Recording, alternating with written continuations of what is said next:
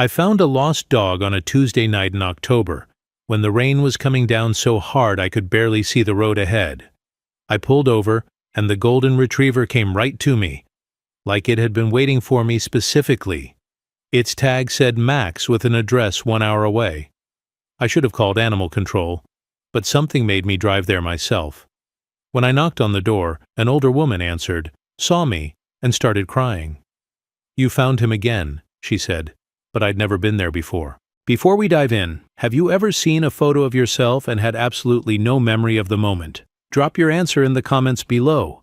And if you love stories about forgotten memories, unexpected connections, and how sometimes a lost dog can lead you to exactly what you didn't know you were missing, please subscribe so you don't miss our next one.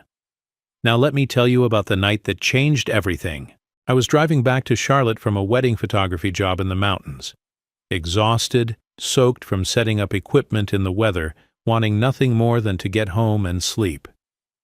Then my headlights caught something moving on the shoulder of the highway. A dog. A golden retriever, soaking wet, limping slightly, looking lost and terrified. I should have kept driving. It was late, I was tired, and stopping on a dark highway in a storm wasn't smart. But something made me pull over. Maybe it was the way the dog looked at my car, not running away, but moving toward it. I got out, rain immediately soaking through my jacket. "Hey, buddy, you okay?" The dog came right to me. No hesitation.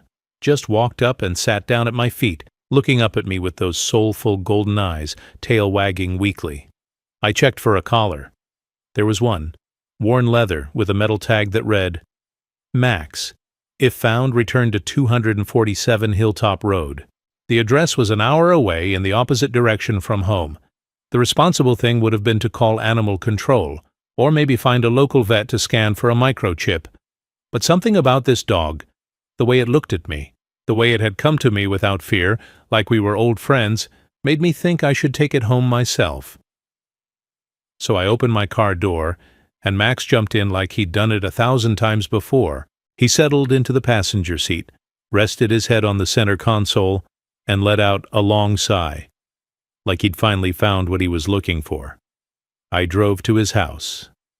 An hour through rain and dark mountain roads, with a strange dog beside me that somehow didn't feel strange at all. Max didn't bark or whine or move, just sat there, occasionally glancing at me like he was making sure I was still there. When I finally found Hilltop Road, it was almost midnight. The street was quiet, a residential neighborhood of older houses with big yards, the kind of place where people knew their neighbors and nothing much changed. Number 247 was a small blue house with a porch light on and flowers in the front yard, even in October. I sat in my car for a moment, Max beside me, both of us looking at the house. Something about it felt familiar. Not like I'd been here before, but like I'd seen it in a dream I'd forgotten. I got out, Max following without needing a leash. We walked up to the porch together. I knocked. A woman answered, older, maybe early 70s, with gray hair pulled back and kind eyes that widened when she saw me. Not when she saw the dog. When she saw me. "Good night, Mom. I'm Griffin Clark. I think I found your dog." "Oh my God," she whispered. "Griffin." The way she was looking at me made my heart stop. She looked at Max, then back at me, and tears started streaming down her face. "You found him again." "Again?" "I've never been here before." "Yes, you have." She opened the door wider. "Please, come in. I need to show you something." I should have handed over the dog and driven home. But something in her voice, something familiar that I couldn't place, made me follow her inside. The house smelled like vanilla and old books, comfortable furniture, photos on every wall, a life fully lived. Max went straight to a dog bed in the corner and lay down. The woman led me to the fireplace mantel. She picked up a framed photo and handed it to me. It showed a small boy, maybe 6 years old, holding a golden retriever. The boy was laughing, the dog licking his face. Behind them was this house, this porch, these same flower beds. The boy was me. I recognized my own face. I recognized the gap between my front teeth that I'd had until I was 8. I recognized the t-shirt I was wearing because I had another photo at home from around the same age where I was wearing that same shirt. But I had no memory of this moment. No memory of this house. No memory of this dog. "I don't understand," I said, staring at the photo. "When was this taken?" 25 years ago. You were 6. That's Max, the first Max. And that's my house, where we're standing right now. I've never been here. I would remember. You lived next door, Griffin, for 3 years. Your parents' house was right there." She pointed out the window to the house beside hers. "You spent more time here than at your own home. I watched you every day after school. You and Max were inseparable." I shook my head. This wasn't possible. My memories of childhood started around age 7, after my parents died. Before that was just fog, fragments, nothing concrete. My aunt, who raised me after the accident, always said it was normal. "You were too young to remember much," she'd tell me. "It's better that way, easier." "Who are you?" I asked. "I'm Ruth Moreno. I was one of your mother's best friends. I lived next door to your family from the time you were 4 until—" She stopped, her voice breaking. "Until the accident." The accident. Car crash. My parents on their way home from a dinner. I was 7. I'd been told that my whole life. What I hadn't been told was that there was a before. A whole life before that I couldn't remember. "Why don't I remember you?" Ruth gestured to the couch. "Sit, please. This is going to be a lot." We sat. Max, the current Max, got up from his bed and came to sit between us, resting his head on my knee, like he was trying to comfort me for something I didn't even understand yet. "Your parents both worked long hours," Ruth began. "Your mom was a nurse. Your dad was in construction. You'd come to my house every day after preschool, then kindergarten, then first grade. I'd make you snacks. We'd play in the yard. You loved Max, the original Max. You called him your best friend." I looked at the photo again. The boy in it looked happy, completely, unself-consciously happy. "The day your parents died," Ruth continued, voice thick with emotion. "You were at my house. You'd spent the night because they were out on a date night. Your Aunt Ellen came the next morning. She was devastated. She said she was taking you back to Charlotte with her, that it would be easier for you to start fresh, away from the memories. She never mentioned you, never mentioned any of this. I know I tried to stay in touch, called, wrote letters, but Ellen thought it was better if you forgot. She said you'd blocked out everything from before the accident, classic trauma response, that bringing me back into your life would only remind you of what you'd lost. So I stopped trying. I respected her decision, but I never stopped thinking about you. And the dog? This Max?" Ruth smiled sadly. "After you left, the original Max lived another 8 years. When he passed, I got another golden retriever. Named him Max too. This is the 3rd Max. I've always had a Max all these years, in honor of the first one." I felt like the floor was tilting. 25 years of my life, and there was a whole chapter I'd never known existed. A woman who loved me, who I'd loved, erased like she'd never mattered. "Can I see more photos?" Ruth's face lit up. "Of course." She brought out albums. Dozens of photos of me as a child. At her house, in her yard, helping her garden, having birthday parties covered in frosting, laughing, playing. In every photo I looked loved, looked safe, looked happy. And in most of them, there was Max. The first Max. A constant presence. My friend when I was too young to understand what friendship meant. "You found Max once before," Ruth said, pointing to one photo. "He'd gotten out of the yard. You were 6. You found him 3 blocks away and brought him home. You were so proud. You said, 'I saved Max, Ruth. I saved him.'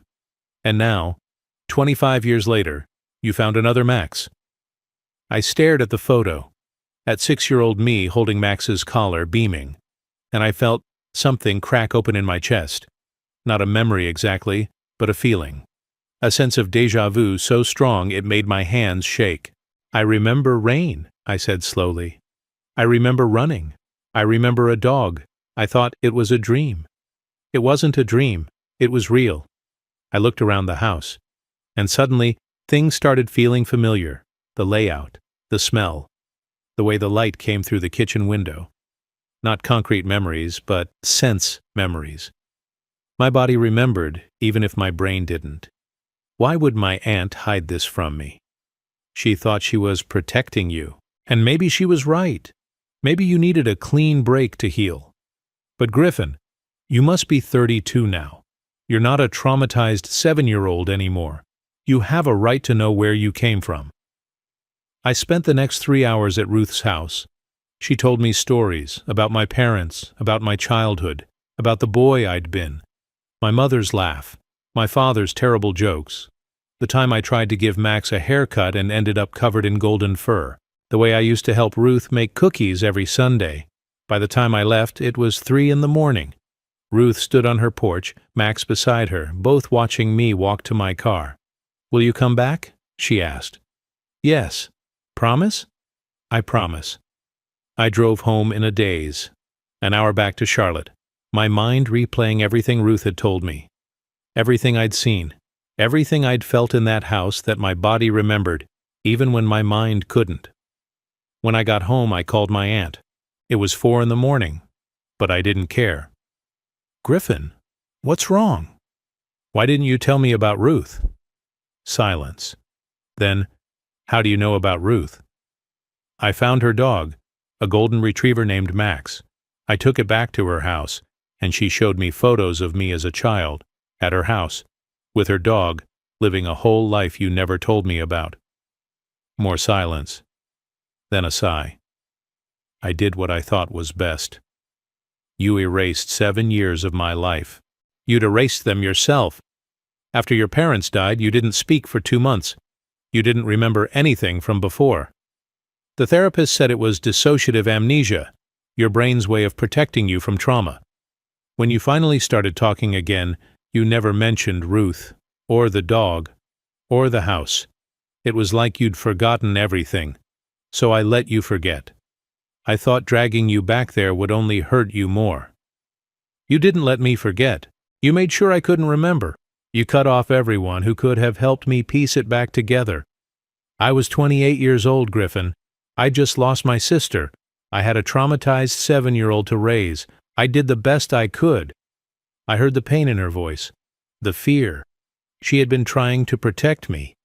In her own way, she'd thought she was saving me from more hurt. "I know," I said quietly. "I'm sorry, Aunt Ellen. I love you for raising me, but I'm overwhelmed. I just discovered Ruth was part of my life. She loved me, too. She could have helped you raise me. And you took that away from both of us. I'm sorry, I truly am. But Griffin, you have to understand. Watching you forget everything was the worst thing I've ever seen.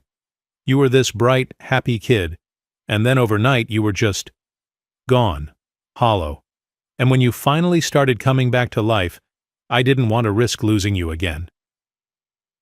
We talked for another hour, about decisions made out of fear, about good intentions that caused harm, about the impossible position she'd been in. I understood and forgave her. The following Saturday, I drove back to Ruth's. I'd texted her during the week asking if I could visit again. She'd responded immediately, "Yes, please, any time." When I pulled up to the blue house on Hilltop Road, it was early afternoon. The rain from the previous week was gone, replaced by clear October sky and leaves turning gold. I knocked on the door. This time, someone else answered. A woman, maybe 30, with Ruth's eyes and dark hair pulled into a messy bun. She was wearing paint-stained jeans and an oversized sweater, holding a coffee mug that said, "Art Heals." "Can I help you?" she asked. "I'm looking for Ruth Moreno." She studied me for a moment, and I saw recognition dawn in her eyes. "You're Griffin." "I am. How did you—" "She hasn't stopped talking about you all week." She extended her hand. "I'm Olivia, Ruth's granddaughter." Her handshake was firm, and her gaze was direct, assessing, not unfriendly, but protective. "Is she here?" "She is, but before you go in, I need to ask you something." I waited. "Are you serious about this? About coming back?" "What do you mean?" "My grandmother waited 25 years for you. She kept every photo. She got a dog with the same name as the one you loved. She never forgot you, even when everyone else did. So I need to know, are you going to stick around? Or are you going to disappear again and break her heart?" There was no hostility in her voice, just fierce protectiveness. And something else. Sadness, maybe. Like she'd seen Ruth hurt before and wouldn't let it happen again. "I'm not going anywhere," I said. "Promise?" "I promise. I didn't have a choice the first time. Now I do." Olivia looked at me for a long moment. Then she nodded. "Okay. Come in." Ruth was in the kitchen pulling cookies out of the oven. The smell hit me immediately. Chocolate chip, warm and sweet. And suddenly I was 6 years old again, standing on a step stool, helping mix dough, Ruth's voice saying, "Not too much salt, sweetheart." "Griffin?" Ruth set down the tray and hugged me. "You came back." "I said I would." "I know, but I was afraid I dreamed the whole thing, that you wouldn't come back."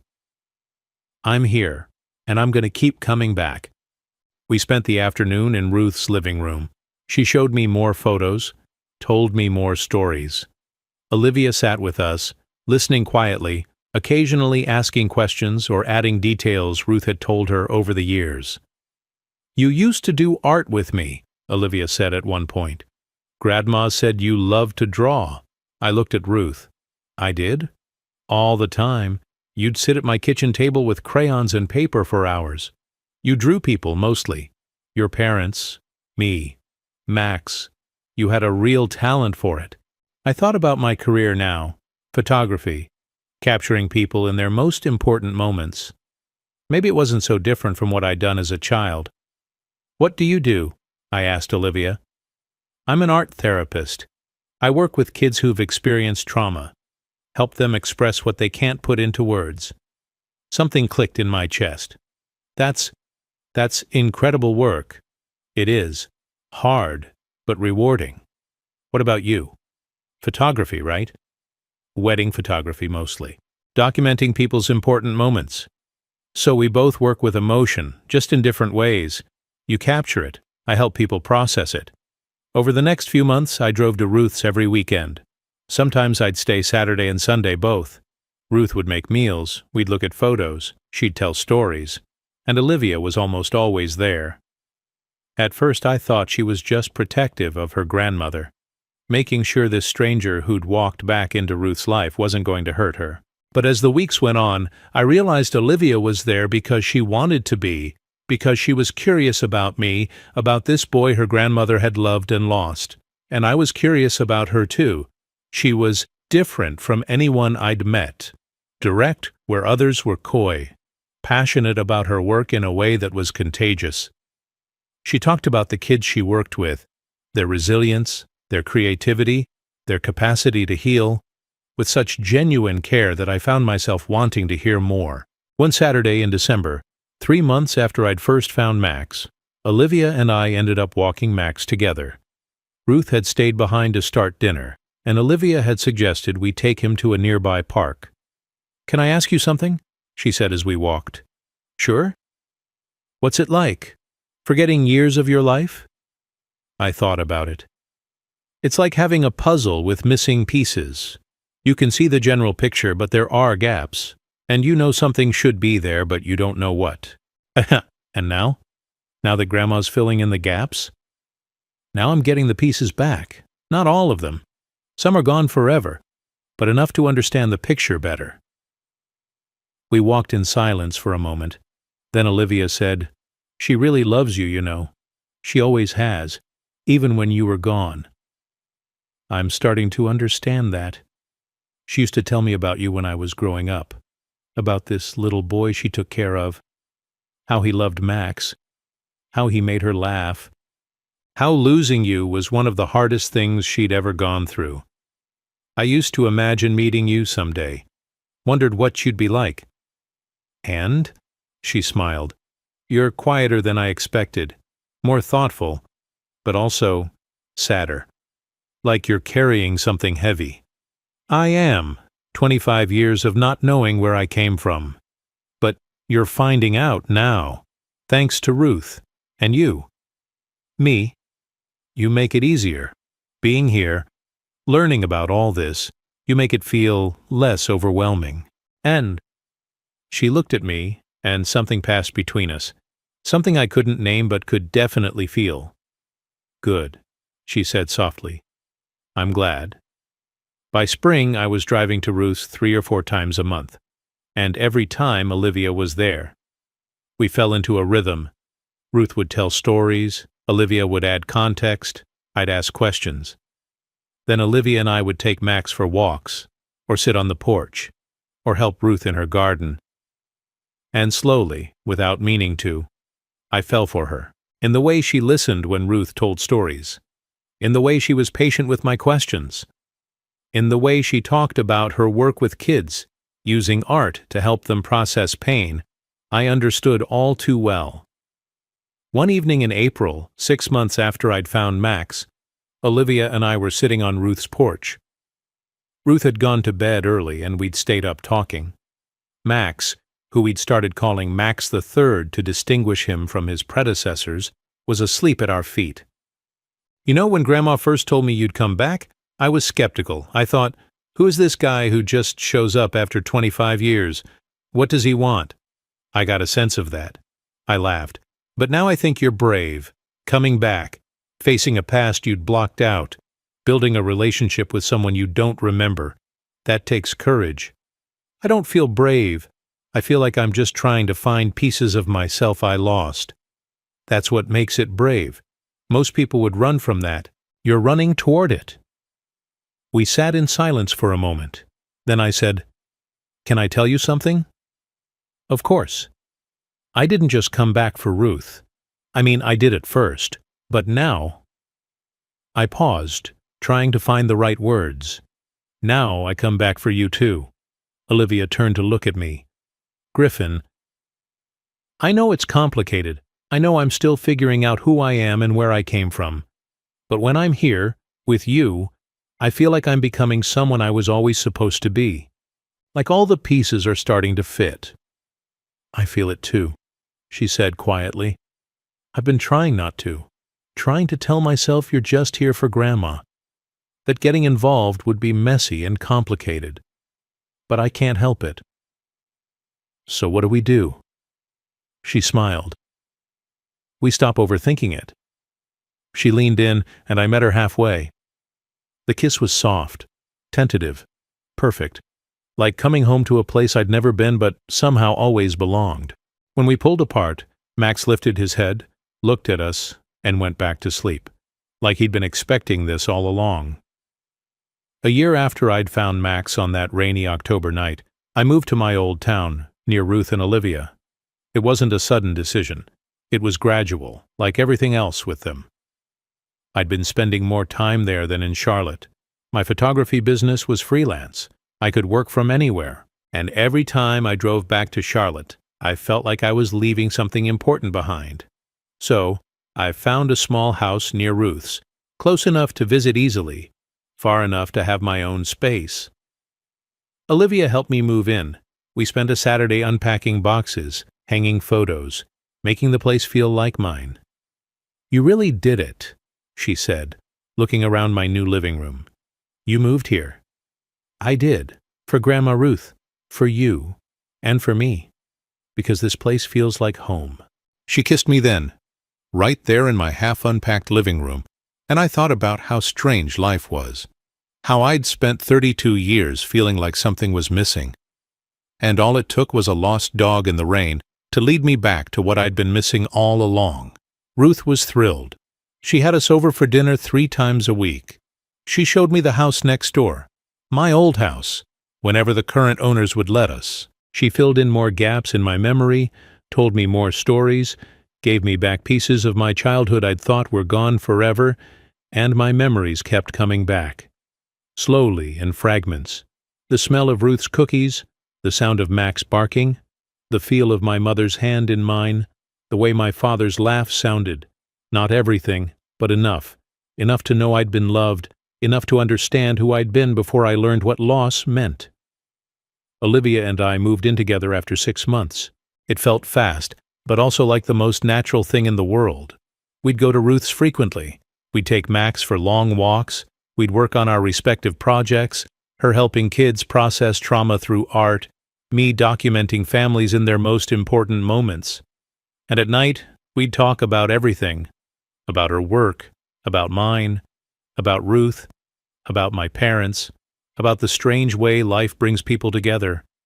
Ruth had given my childhood back to me, and in the process, she'd given me Olivia and a life that finally felt complete. 3 years after finding Max, Olivia and I got married. Small ceremony in Ruth's backyard, the same yard where 6-year-old me had played with the first Max. Ruth cried through the entire thing. "Happy tears," she kept saying. "I got you back, and now I get to keep you." Max the third was there too, wearing a bow tie Olivia had insisted on. He was 12 now, gray around the muzzle, moving slower, but he sat patiently through the ceremony like he understood how important it was. Because he did understand. In whatever way dogs understand things, Max knew he'd been the bridge, the connection that brought me home. 6 months after the wedding, Max died peacefully in his sleep. Ruth was devastated. So was I.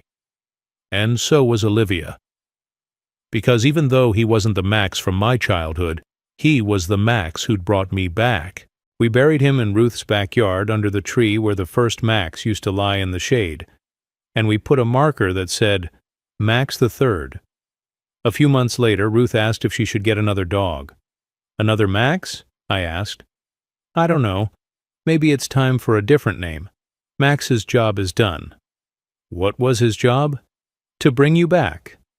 I thought about 3 dogs named Max, about the boy who'd loved the first one, about the man who'd been led home by the third. She got a golden retriever puppy 3 months later. Olivia named her Luna, and Luna never had to find anyone or lead anyone home.